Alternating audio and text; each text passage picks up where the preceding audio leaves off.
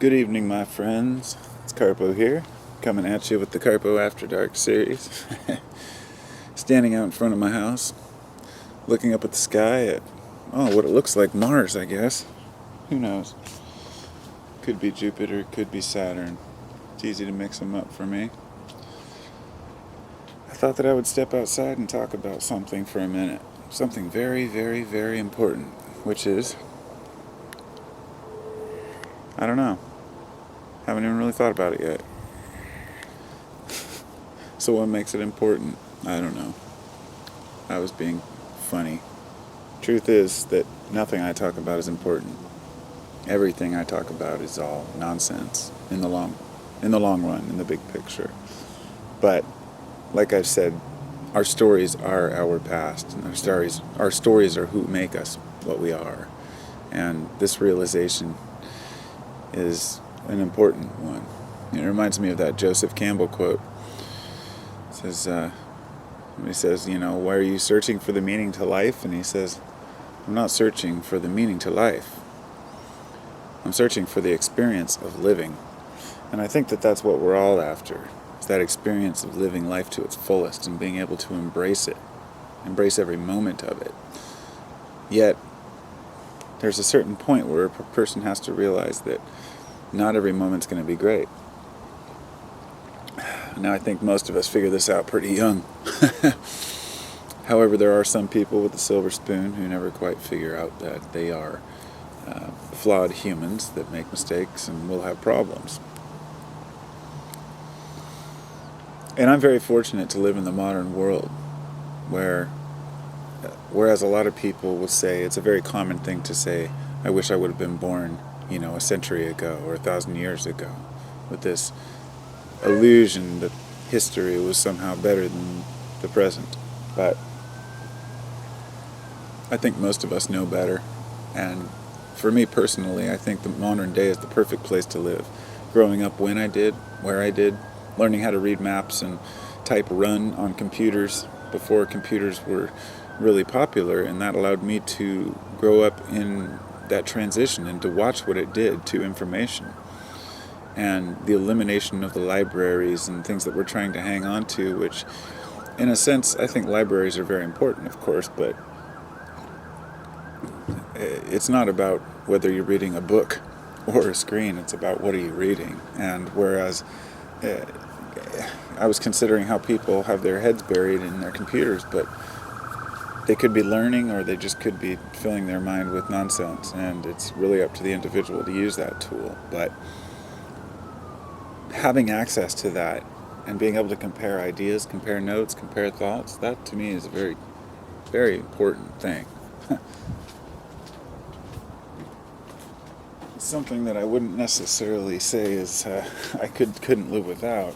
If the lights went out tomorrow, I'd do just fine. But that's why I'm utilizing it while it's here, because it's something that nobody's ever had in the history of humanity up to now, is this ability to instantly connect. And I know some folks may say, well, that's not true. A lot of people believe there was a time in history where we were psychically connected, and, I won't really lend any opinion on that one way or another because it's irrelevant. Once again, we romanticize the past. Our nostalgia keeps us from really embracing the now, the moment. When people talk about eternity, the only thing that makes eternity is this moment right now.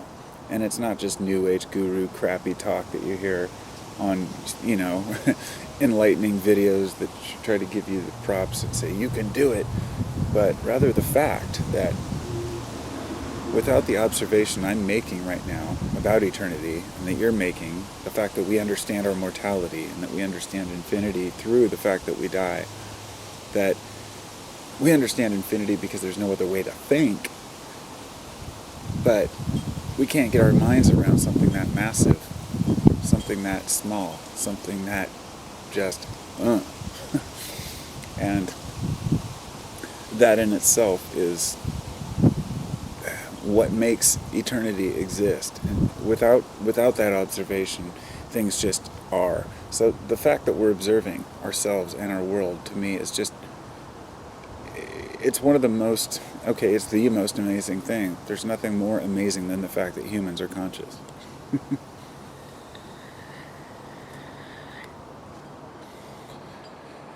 Just saying that seems so obvious to me. But I watch people lining up and walking down the street and going about their daily routines, and most people, I think, they've got their lives going on. They've got their own things, but it seems like a lot of folks are just stuck in that rut of thinking that all that matters are the surface material nonsense bullshit that life has to offer. Keeping up with the Joneses, a better car and a bigger house, and nicer stuff, and people who have to wear labels, not just of themselves, but labels for other people, hill figure, and wearing fancy, tote bags, and making sure that they're seen. It's okay to peacock a little. It's just that society has made it seem like the money. And here's the thing, and here's where I'm coming from, because if there's anybody out there who does wear brand name clothes or a certain style, there's nothing wrong with that, of course. The problem is when the brand name or the style they're wearing is just saying, I spend a lot of money, and has nothing to do with fashion. I've seen some of the stupidest, ugliest clothes and purses out there, but they have a certain label, so people go, ooh, ah.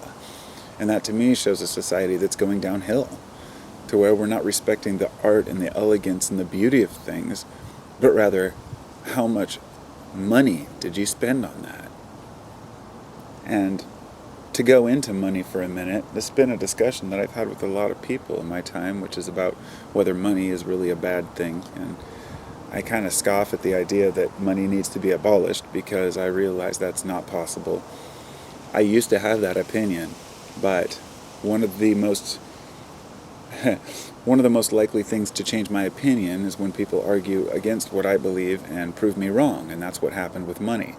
I was under the impression for a couple decades that money just needs to go away, and after speaking with everyone from economists to business owners to just your average Joe, everybody's got their opinion, but the fact is, without this money system, we really have no method of exchange, then everything falls apart. So it's not a matter of can we improve it, it's a matter of we can't abolish it. The money isn't a system that controls us. The money is a system that we have created in order to better serve our needs and our harvests, and be able to harvest wheat and have a promissory note to get some of their crop in the next spring. So I know that there's much more to it. I've read a lot about economics. I have this big thick book called The Creature from Jekyll Island that is about the Federal Reserve, and I've read it deeply, and it's very disturbing what happens in the system of money, but that's kind of the point. Everything gets corrupted. It's time that we just get over the fact that there's corruption and realize that we can't let it corrupt us. If we spend most of our time thinking about what's wrong in the world, then we've been corrupted. We are the corrupted. We're what people would call the profane, the unworthy of truth, because we're making ourselves unworthy. Because that truth comes to us when we're silent and when we least expect it. When we step back for a minute and go, wait, what is the universe trying to tell me?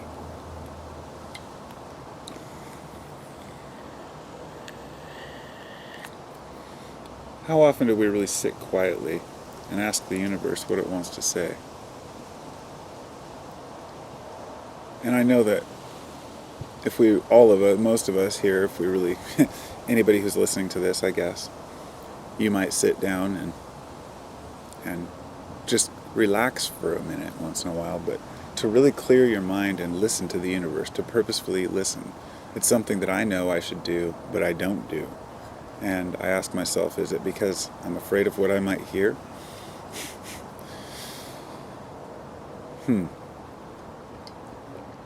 Now, the universe that we live in, the only place we know, seems very small sometimes, yet at the same time it's huge. but I feel like it comes from within. It's a feeling that I can't shake, a feeling that I really am everything and nothing.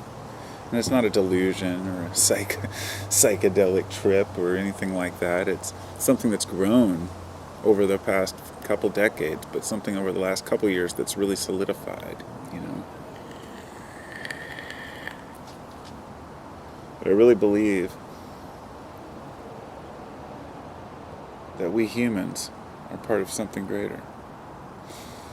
Anyhow, I guess I'm going to head inside now, do my evening stuff, and it's about 10 p.m. here, and I'm going to get the kids to bed because they reluctantly don't go to bed, or they reluctantly do go to bed, but they never want to, of course. And being a parent is a difficult thing for me because my parents were pretty damn lenient for me, and I tend to be a little more lenient on my kids than I probably should be. But I raised my first son to respect us, you know. He was 3 when I met my wife, and he's 21 now, so he's grown quite a bit, and he's a great guy. And we raised him not without punishing or yelling. It was about being disappointed, and that's one of the hardest things to do with kids, is to tell them you're disappointed. But it works a hell of a lot better than yelling at them. But you got to earn that. You can't just say I'm disappointed at a 3-year-old. You have to work up to where, you know, they're 5, 6, 7, and you shake your head and you get them to go, okay, I'm sorry, you know. But yeah, it's part of life, you know. And that's another thing I should mention. When, you know, talking about living in the now and living in the moment, and, you know, all this is great, fine and dandy, but what can you really do with it? Well, what it really means is it needs to be picked apart a little deeper.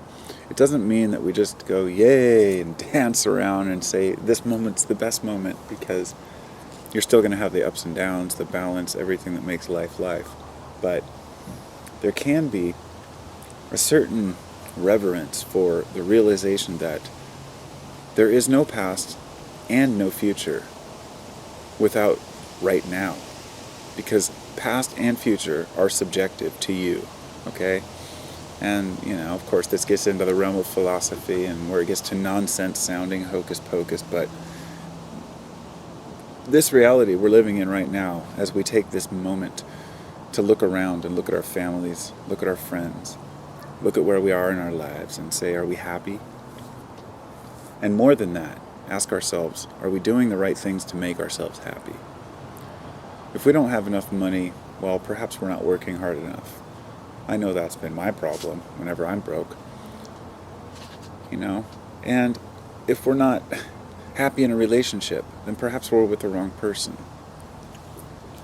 And if we're with the right person, let's say, and maybe you're fighting with your spouse all the time, think about it. Is it really their fault? Or is it something you can change? Because I heard something about couples. It was that you shouldn't want to change your spouse. You should want to change for your spouse, and that works both ways. And it doesn't mean change who you are, your complete personality. It means that you switch and alter parts about you in order to accommodate. Just like you do when you go into work and you talk to the boss. You try not to cuss too much, you try to be respectful, those kinds of things. It's just a matter of courtesy and respect for each other. And I think that we get too stubborn and we don't think that we should have to change. And I know I've done it a lot in my life. I've said I am the way I am, and that's just how it is. But really embracing that luck, or that, not luck, but, you know, what we have, if we have loved ones around us and a family, and to realize how much respect that they actually deserve, you know. And sometimes it's not easy because we take everything for granted. Oh, I just heard a big boom. That's the first one of the year. 4th of July is this next weekend here, so I imagine we'll be hearing a few more of those coming up. And I'm just going to be heading up to a lake. It's called Lake Cushman. It's up in northern, kind of up by the Olympic National Forest, up by Seattle. It's a beautiful area, really nice. Stay at this beautiful lake house and enjoy the quiet and the peace and solitude. And maybe while I'm out there, I'll even take a minute to go sit on a log and think about nothing.